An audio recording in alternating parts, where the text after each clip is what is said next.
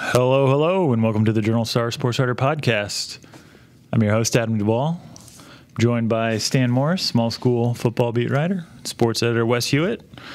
We're here to recap Week 7 of the prep football season and look ahead to Week 8. Almost done. Regular season. Regular season. Only 2 weeks left. Right? Yeah. Regular season. Regular season's almost done. Yeah. Well, we talked about it a lot last week. Let's recap it this week. Farmington 28, Elmwood Brimfield 12. Stan? Yeah. You were there. Kind of a close game at halftime. It was, yeah, 14-12. I mean, Elmwood, Charlie McKinney, their quarterback, got an interception Hayden brought and got them right down to the goal line, and they scored with less than a second left to go in the half, and but didn't get the 2-point conversion to tie the game. And then second half was a little bit of Dash Anderson with some big runs. One name, I think you have 79-yarder, 75-yarder. Just Dash. And Farmington's defense held Elmwood without any points. I mean, a lot of penalties in the game. One of those kind of games where there was a lot of penalties going on. Both teams had over 100 yards in penalties, and some false starts really hurt Elmwood too. But did that surprise you at all? It did a little bit. I mean, I know both teams have kind of had penalty issues, I guess, all year long. So it hadn't been like, they hadn't been penalized all year long. So and I know that's one thing that Toby and Todd had hoping to be, kind of curtailing that throughout the year, and a lot of false starts for Elmwood, and they, after a few times, Todd was saying they needed to really, be able to get that in line better. So yeah. We'll talk about it when we look ahead to Week 8. But I mean, Elmwood doesn't have an easy game this week either. Oh my goodness! Yeah. No, the last 3 games are just like a gauntlet here for them. Yeah, they've got Knoxville and Illini West coming up, so it's just yeah. I mean, you can go from 6-3 to really battling. They'll be certainly battle tested coming into playoff time, which is a good thing. Right. But you certainly would rather be 8-1, 9-0 going into playoffs rather than 6-3. But yeah, and then with the way things go now with halves and the difference between a 6-3 and a 7-2, where 6-3 in the old quadrant system might get you a home game, but so 6-3 now in the half system, you're almost always traveling first game of the playoffs. That gets tough in 3A when you get into that. But they certainly have their work cut out for them. Yeah. And then number 1, unbeaten Washington 65, Canton 0. I thought David Minion did a great job of painting a picture. That's usually this period. Yeah, that's true. I thought David Minion did a great job, period. But painting a picture of managing a blowout. Yeah. Daryl's always been great about that. Yeah. I remember years ago and watching him firsthand do it. He doesn't want to embarrass anybody, especially a conference opponent, because he knows how fast tables can turn. I mean, with the studs, the machine they seem to have going at Washington, it doesn't seem like it's anytime soon. But it can happen at the lower levels. It can happen. Honestly, it can happen in other sports. I mean, you still represent your community, and you still represent. And the thing is, too, I don't think you necessarily tell your kids to stop playing hard. You just bring in your lesser talent. You give your sophomores a chance to play. You backup quarterbacks and backup linemen especially, and get them some playing time, and you tell them to play their hardest. And the other team can use that opportunity as well. And so, Daryl's always been really, really cognizant of that. Right. And especially 2 years, last year and the year before, I mean, both were close games between Washington and Canton. So I was actually out in Tremont. I saw an impressive Eureka team. Matt Martin, 253 on the ground, 102 through the air, 2 interceptions on defense. Really limited the Tremont offense. And, Eureka is impressive. They're a team that I can see, with the right road, making, quarters, maybe even the semis. Well, they're certainly, last 2 years they've had 6 wins, so they've gotten that 6-3 and gone up against Byron both years and had a tough that's a tough road to hoe. So we talked about before with the 6-3. I mean, getting to 7-2 or 8-1 really changes your path. Right. Yeah, now they have an opportunity to do that, and like their speed, you know, on the defense was certainly one thing that really helped them be able to curtail Tremont's run game. And Martin, is he? I mean, not to put you on the spot, but short list for POY considerations? He's doing a great job. I mean, he's a sophomore, but he's really poised, and you probably saw that. And absolutely, and being able to make those reads, and you know whether to keep the ball or what, and he's got a good line that's helping him out too. So absolutely, young line. Yeah, and Tremont coach Zach Zier said, you know, they've played some physical games, and as we've noted every week, they're always playing close games. A little banged up. They just and we show up and then they get blown out. Right? Yeah, exactly. No, and Zach said he was giving guys the weekend off to kind of get healed up, and so you know, and then their impending game, which we'll talk about, you know, will allow that. Yeah. Could potentially allow that. Yeah, literally might not play potentially, but yeah. Another undefeated team, Princeville 49, Stark County 0. Stan, was there anything surprising in that game for you? I mean, you thought that, you know, as far as, you know, Stark County, that the tradition that they have, and they played them close games, and you know in the past that they would be able to maybe generate some offense there. They've got a good sized line, and you know they've had some injury issues and those kind of things at quarterback and whatever. But yeah, I mean Princeville's defense was just shut them down. I mean minus 30 yards and rushing on the night, and that's their second consecutive shutout that they've had. That's hard to do in high school. 3 on the year, football. Because I mean, the idea we said before, if you don't put your foot on teams' throats in high school usually. So I mean, normally you see a 6 or 12 next to even in blowouts. Yeah. Princeville is just impressing me more and more every week. Yeah, 27 points through 7 weeks is wow. That's pretty amazing. Yeah. And they're scoring. I mean, they're scoring more than any other team other than Illini West is scoring like 50 points a game. Literally, on the average, they're scoring 50 points a game. They're the highest scoring offense among small schools anyway in our area. But Princeville's putting points up, and again with Snedden getting another nice night with 150 yards and 4 touchdowns, I believe, too. So and another game, another matchup, Week 8 matchup that we'll talk about. Princeville, maybe kind of prepping for Mercer County to come in. That's right. And Mercer County is a team that beat them last year. Okay. So they remember that. So yeah, we can talk about that a little bit later on. But yeah, they won't be expecting 49-0 this week from. And then the other unbeaten Metamora 49, Pekin 21.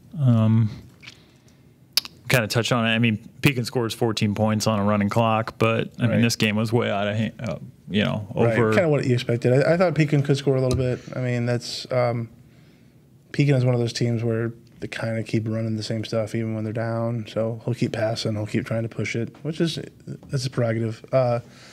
So I don't know. I mean, you could maybe point to Metamora's defense being a little suspect. We talked about it before, allowing some points to Morton and. But so did Washington. So I certainly see. I mean, we'll talk about it here in a little bit. But being a high-scoring game this week, but yeah, they're on track. I mean, they just both teams rolling at the right time. Morton a 48-9 winner over East Peoria, and Dunlap a 48-0 winner over Limestone. Still, kind of you kind of talked about a few weeks ago on track for that. Week 9 meeting. That's the thing. We talked about how Metamora and Washington are so good that you don't want to lose sight of how good also Dunlap and Morton are as well. Because, I mean, those two are so head and shoulders above, but Dunlap and Morton are right in that next tier, and they showed it this past week. I mean, I thought, honestly, those games could be challenges for each of them, and they just show that. And maybe Dunlap needed sort of to get punched in the mouth a little bit by East Peoria and then come back and right themselves, and Yeah, I see these teams winning this week, and it sets up a Week 9 matchup against one another, which, again, we talked about before with seedings. Being 7-2 is so much different than being 6-3. Absolutely. So. Richwoods snapped a 4-game losing streak with a 17-0 win over Urbana. Bloomington 56, Notre Dame 28. Was that what did you think when you first saw that, Wes? That I was shocked Notre Dame gave that many points. To be honest, I think they could like to control the clock and grind it, and I just didn't think a team could score that much on them.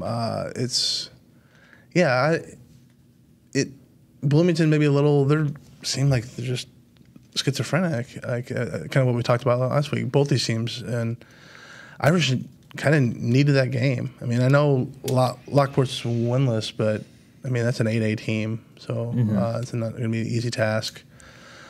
They're going to need to get a win to get in the playoffs. So. Yeah, and Notre Dame was playing from behind in that game. Right. Trailed 13-0, especially off I think it was a 70-yard fumble recovery for a touchdown. Yeah, so that's always hard when you're a team that wants to control the clock. Yeah. And play defense, and you're playing from behind right away after a mistake. That's always tough. All right, moving on to close calls in Week 7. Stan, we'll start with IVC 19, St. Joe Ogden 16. Another one. They've been playing some close calls almost every week here lately. Yeah, IBC was able to get that one. I mean, they scored a touchdown with like 3 minutes to go in the game. I think Ethan Kemp with a 2-yard touchdown run to take the lead, and had to have a goal line stand in the last minute and a half of the game. They were first and goal at the 1 from what I understand. Yeah. And made 3 stops. St. Joe went, running back, tried to get it in the first play and couldn't do it, and then 3 consecutive QB keepers try to get it in, and IBC was up to the task, and they were literally playing with their backs against the wall as far as playoffs go. Oh, absolutely. And they had to have it, and they were able to get it, and Tim Hines said that's the best defensive game that they've played all year, and when they really needed to have one. And that's a St. Joe Ogden team that's not bad. I mean, they came in 4-2, one of those perennial. We're in the playoffs every year, and we can even made some deep runs in the playoffs in the past, and a lot of tradition in that program. But IVC was able to get that win, and now they could be looking at.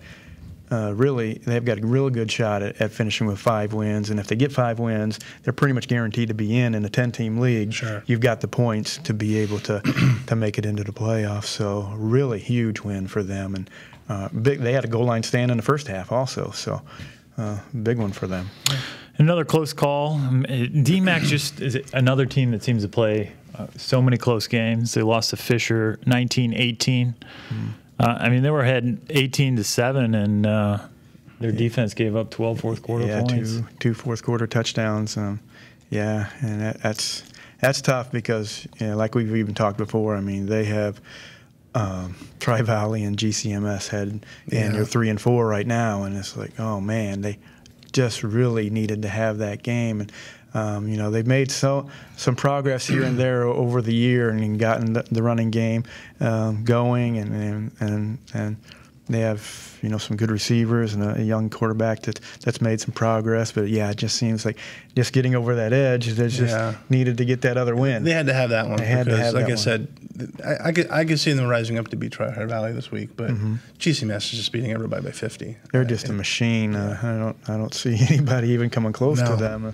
And maybe even through the whole state run too. I mean, depends on they're kind of on that 1A, 2A type bubble that they could go both ways. And right now they're in the 1A. Ooh.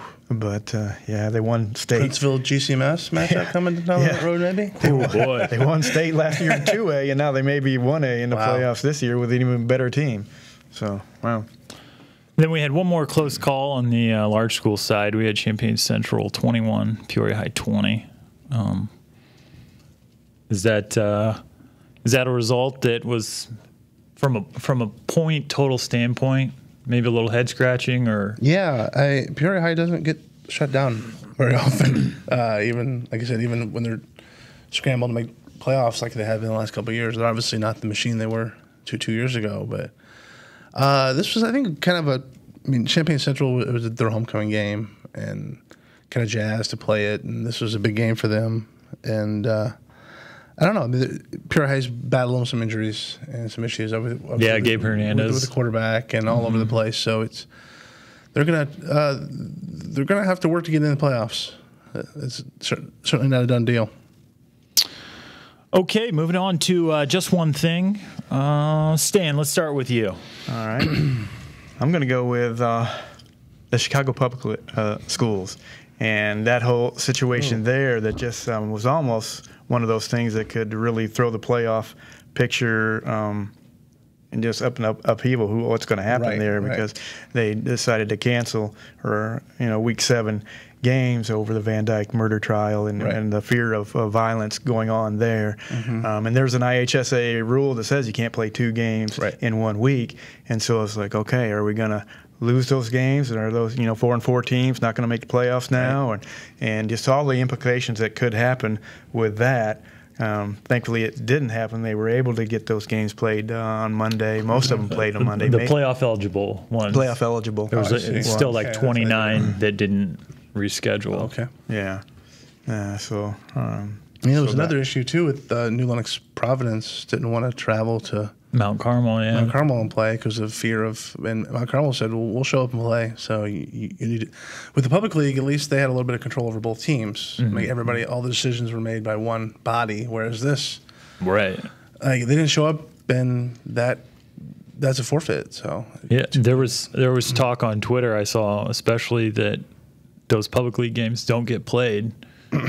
And I think he said 4 and 5 teams were going to potentially make the playoffs. Yeah. I mean, that's... Well, not only that, too, public leagues tend to be bigger schools, so that really would start to affect potentially the classifications of some of the schools lower than them because it's just going to change the effect. A lot of 3 through 5 and 6 is really going to be affected. Well, and they were talking, I think Michael O'Brien wrote a story that you're looking at Phillips going from anywhere from a 3 to 5 seed to, falling into low double digits.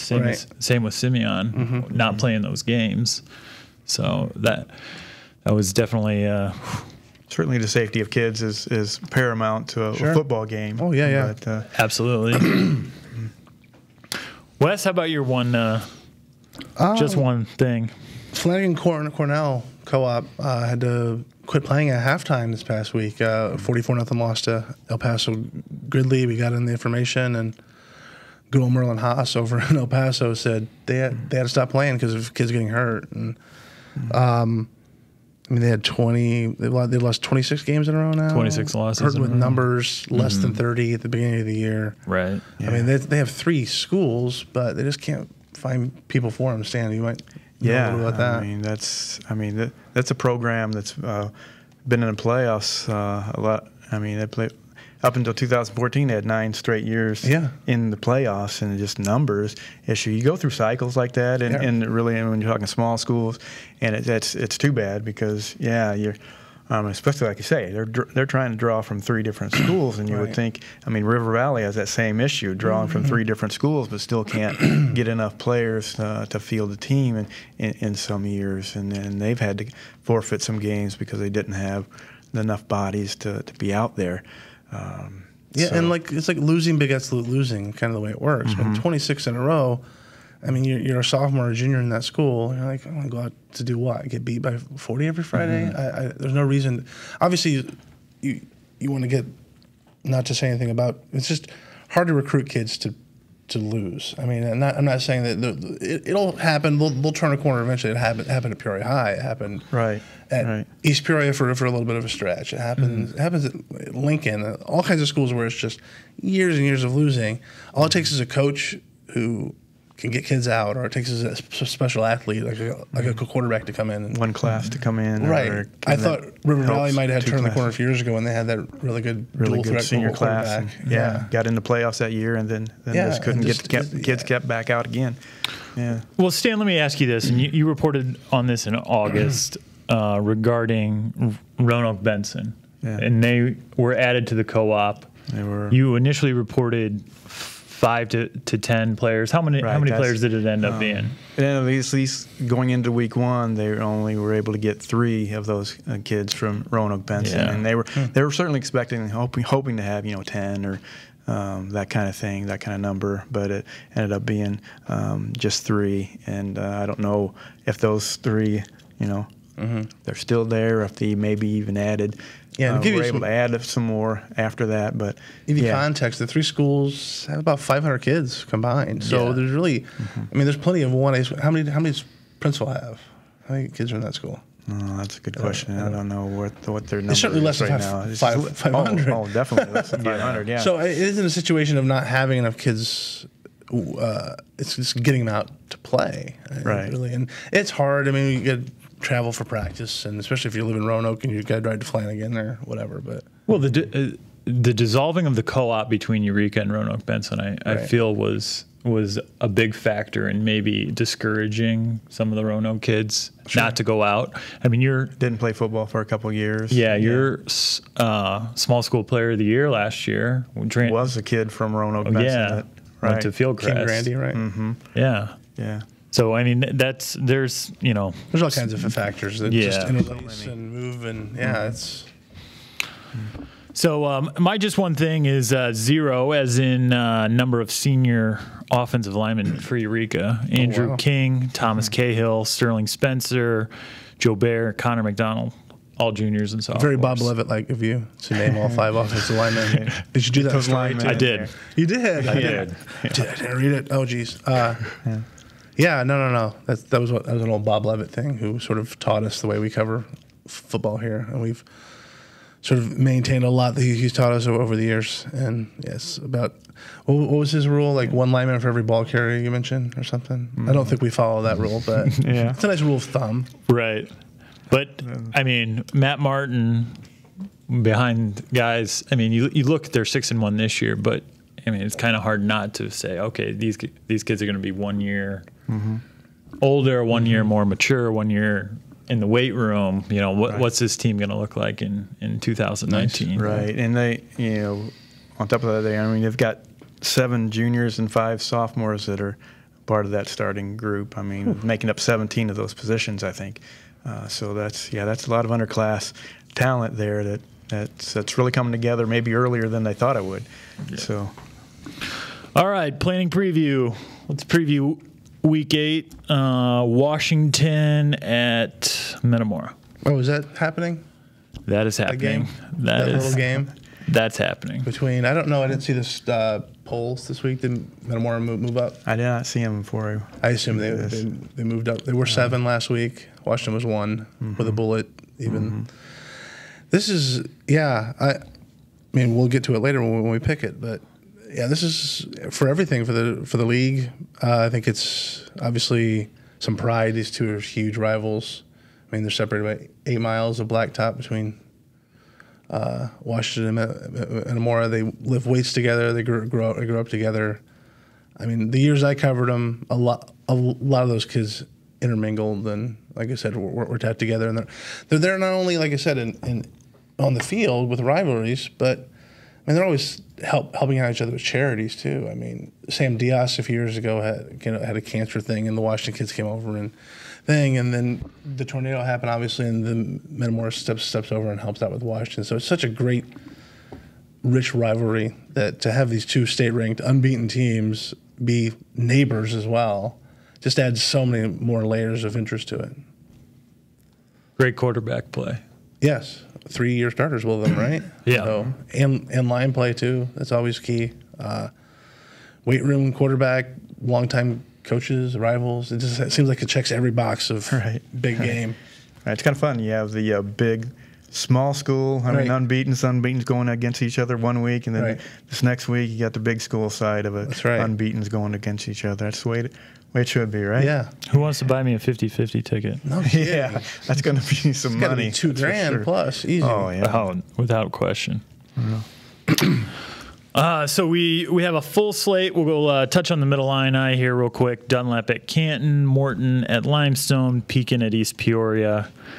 I kind of touched on it before. I feel both Dunlap and Morton maybe maybe a tune-up for week 9. Yeah, I think so too. They're starting to roll. I mean, the kid, like I said, they licking their wounds there from the men wore Washington gauntlets, and so I think they're gonna probably roll no fist to Canton Limestone, but roll through these games and set up that big week 9 tilt. So Pekin at East Peoria.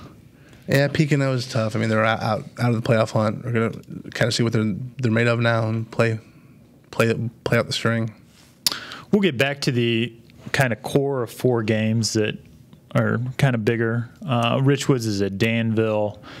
Richwoods snapped that 4-game losing streak, like I said, and yeah, it was pretty big for him. I mean, big week with getting the good news about Kang Lu, who was hurt last Monday in a sophomore or JV game, I suppose, and then Brett Elliott visited him on Friday morning, got a thumbs up, asked how everybody was doing, and so went out and got a nice shutout homecoming win. So nice little boost into next week for the Knights. I think the schedule has heard you last week, Wes. We got 2 Saturday games. We got Urbana at Manual and Lockport versus Notre Dame. And then, okay, we'll go back to we have the core 4.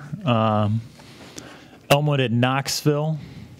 Stan, we kind of touched on it before, but those final, 2 games for Elmwood. 2 games for Elmwood. Their final 3 actually are just, Yeah, nothing easy about them. Nothing easy about them at all, and they.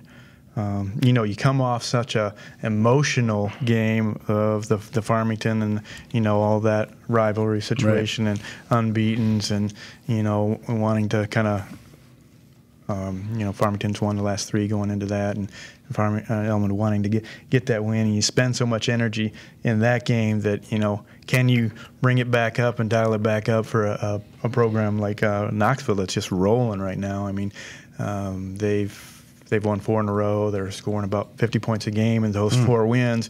They've got a really nice running game. They do a lot of things well. They've got a veteran line in front.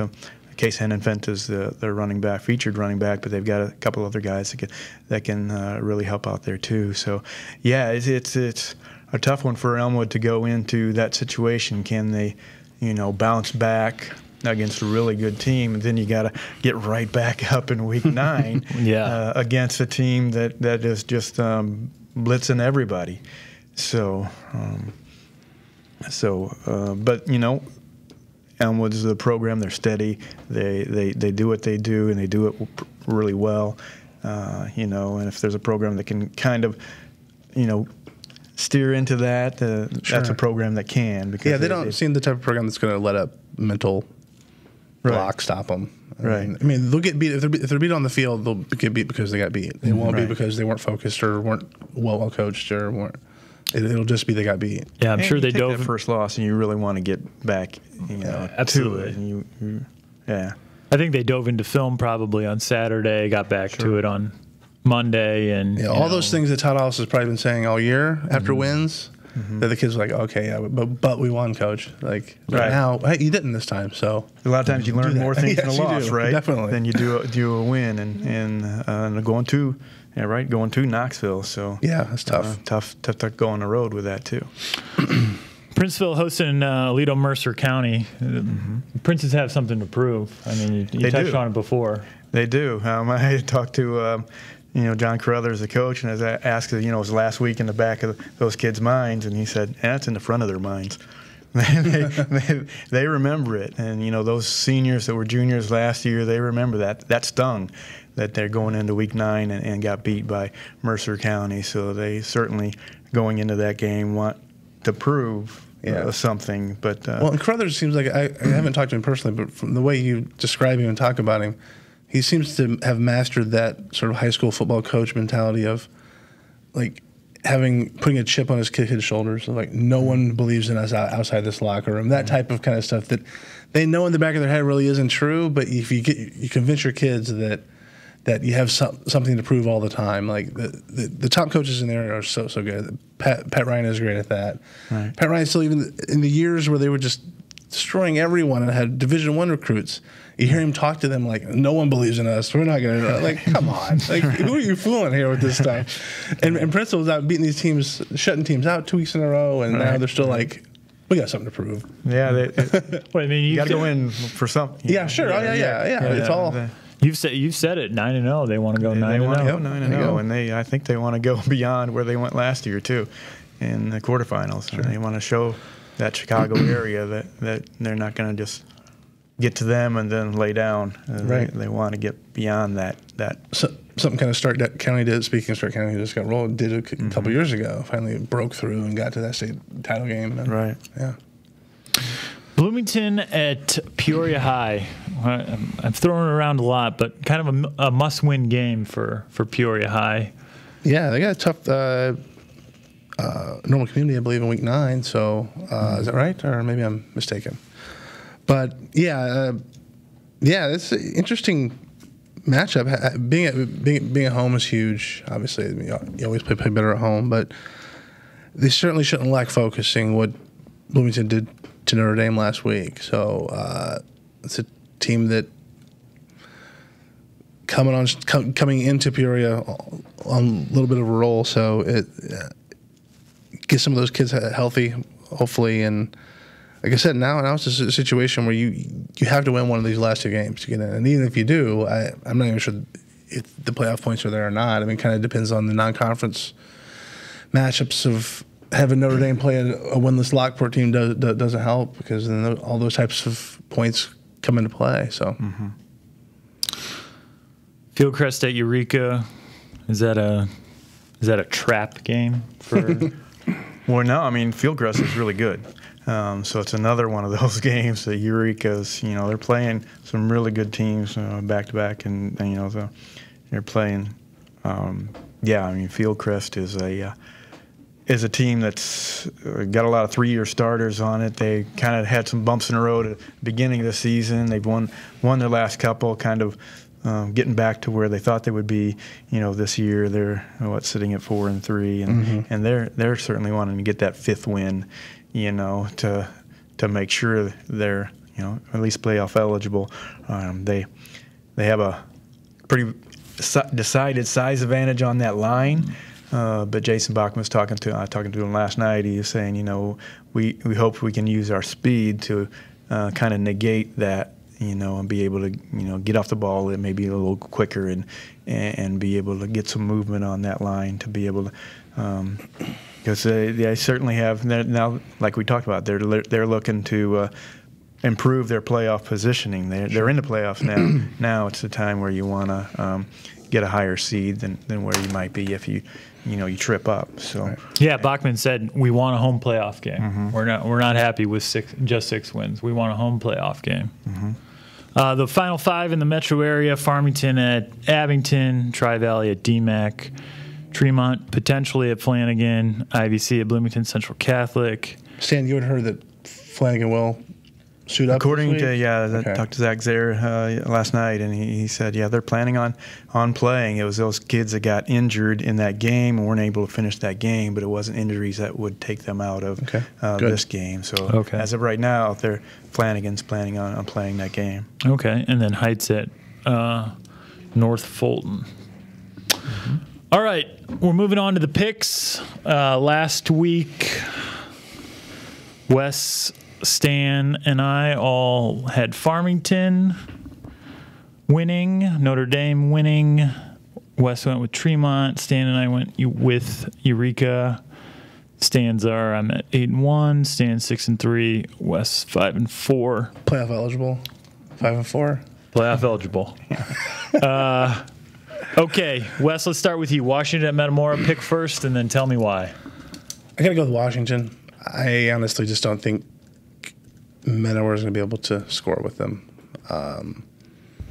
This is when you're going to – I keep saying they're really balanced, but they really haven't had to pass much. They probably will this week unless they establish a run. I mean, I think that's what Daryl's going to try to do, is to establish a run at first. Metamora will probably have something for him because that's what good teams do. But I see a high-scoring game, but honestly, Washington pulls away. I mean, I see I don't know, 49-28, 49-35 type of game, I think. Stan, how about you? Your pick and why? Yeah, I'm gonna go Washington. I just think, as we've talked before, just where they have so much balance everywhere, and just it's gonna be certainly a fun game to watch and see what happens. But I just see Washington getting it done in the end. Yeah, it just seems so focused. I'm taking Washington as well. I've kind of alluded to it before. I'm just not sure about the Metamora defense. Right. I'm just not solely convinced that they're going to keep this game in the 30s or right. Even and I think in the the only 40s. way they have a chance is to turn them over. I mean, they're going to have to maybe blitz a little more, try to rip out the balls, which is obviously leads to big risks. And I think Washington can take advantage of those. But I guess if Metamora could force 3 or 4 turnovers, anything can happen. But yeah, that's. Stan, let's hop back to you. Mercer County at Princeville. Got to go with the Princes. Got to keep that. I think they're going to keep that train rolling. Mercer certainly, is a team that going to bring quality every week, and they have for a number of years. But I think Princeville is just at that point where, they're just getting so much better each and every week, and I just think they have too much for Mercer County this time. Wes, Mercer County at I'm right there. Princeville. Princes, crown them, big. I'm gonna go Princeville. Too much Adam Snedden. Sneds. Our bonus game this week, Urbana at Manual. This is the game the bonus game is always the one I screw up on, it seems like. I always go the opposite of you guys, and it burns me. And so. 2 teams in the Big 12 looking for their win. Wes, win. You know what? I'll start this time. I'm gonna go Manual. Solely based on Richwoods beat Urbana 17-0. Manual hung with Richwoods. Hung to the very end. 21-20. Yes. So that's what I'm basing it on. Manual. Wes, how about you? Rams. I was thinking I was going to be the only one picking the Rams, and now I'm going with the Tide. It seems like. Actually, I'm same. I'm like that. I mean, they've got those athletes game too. I like that idea. Yeah, it feels. Emmanuel has shown that they've got some athletes that they can do some things, and I think this is a game where they can be able to show that. Yeah, they'll have to limit the mistakes. I mean, because I feel like Urbana's probably feels like they can win this game too. Sure. And they come in, they're probably just going to try to control the ball and kind of just not limit their own mistakes. And if Manuel can play with nothing to lose and force some mistakes and get a W for old Ed Cagle. Coach Cagle. It just feels like one of those games where you'll see the score and be like, yeah, that's about right. And it'll be like 23-15 or something like that. I think Stan was at a game a couple of weeks ago that was similar. Heights against Havana, a couple of teams playing on a Saturday afternoon, trying to look for their first win. And I know these teams are not the caliber of the ones, the Washingtons and the Metamoras and the Princevilles, but when kids can sort of smell blood and know when they can get a win, and this is that game for these teams. Right. All right, our final segment is PJ Star Fantasy Football. Wes was the winner of Week 7 without even knowing the stats for Davion Allen. Nolan Donald gave him 26.45 points. Nolan had 93 passing yards. He threw for a TD. He ran for 2 more and had 68 rushing yards. Josiah Mieneman, 101 reception yards, 2 touchdowns. That gave him 22.1 points. I was second. Stan and I actually both had Thomas Hall, so we both got 20.65 points. Thomas had 193 passing, 3 passing touchdowns, and a 2-point conversion. Sam Walter had 44 rushing yards, 3 rushing TDs for 22.4. I had Henry Lampy 17 receiving yards, 1.7 points. For Stan, he had 39.15. Like I said, he had Thomas Hall for 20.65. Tag, he had 34 rushing yards for 3.4 points. Blake Springer, he had 91 reception yards, a receiving TD for 15.1. Stan, let's start with you. Who's your quarterback this week? I'm going with Morton's. Going with Nolan. Nolan Donald. All right. Expecting a big game out of him against the Rockets. Mm-hmm. Wes, how about you? I'm going to go with Alex Merlot, IVC, going up against winless BCC. I think that might be some points scored on the go side this week. I'm taking Miles Burke, fresh off a 5 TD game against the Limestone. Nice. Stan, who's your running back this week? I'll actually go Ethan Kemp. I'll go with IVC. And he was on my short list. Okay. Wes, how about you? I want to follow with Stan's. Hopefully we'll have a bounce back week. Tag Gramp this week. Tag. Guy.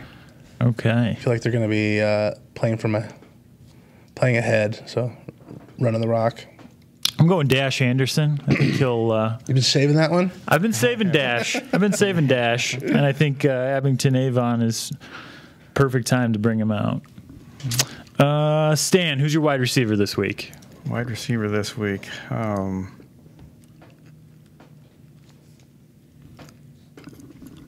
You know what? I didn't have a wide receiver this week. Well, think about it for a minute, and we'll come back to you, Wes. Well, I'm gonna team up kind of like I did a few weeks ago. I'm gonna team up my Alex Merlot with Alex Fulton from IVC. Okay. Alex and Alex. Perfect. I got one. What's that? Jarrett Kreider. Jared Kreider. There we He was on my go. short list too. Jared Kreider. Okay. Here's one I almost won with last week. And yeah. And you regretted it. He had a couple return touchdowns. Yes. Touchdowns. And, Yep. What a backdoor GIF. Yeah. And my wide receiver, I'm going Jack Moore of Metamora. He was replay. Jack Moore. What? Jack Moore. Jack Moore. Nice. Thomas Hall's favorite target against Pekin. So that is PJ Star Fantasy Football. This week, our coverage includes what, Wes? We actually trying a little something different. We're going to send Stan and our Dave Minion to Metamora, Washington for a couple stories. Stan's going to break down the X's and O's and give us the game story, and then we're going to let Cleve loose on Malone Field and see what story he can dig up from over there. So you're going to see Riverman and Chief stalwart David Minion over at Malone this weekend, probably eating a few pork chops. And maybe a soft pretzel. And writing some good stuff from there. And we have Johnny Campos will be at Peoria High. Okay. Bloomington as well. Great. Then we'll have Steve Stein, as usual, post in Pekin against EP. All right. And we will round everything else up. You can find us on Twitter at #PGSPreps. At PGS Preps, right. Mm-hmm. Or at PJ Star Sports. Well, hashtag. hashtag. You can do the hashtag too. Hashtag PGS Preps. If you do that, you'll find our account. Absolutely. Absolutely. So for sports editor Wes Huett, small school football beat writer Stan Morris, our producer Matt Dayhoff. There he is. I'm Adam Duvall, signing off. We'll see you next week.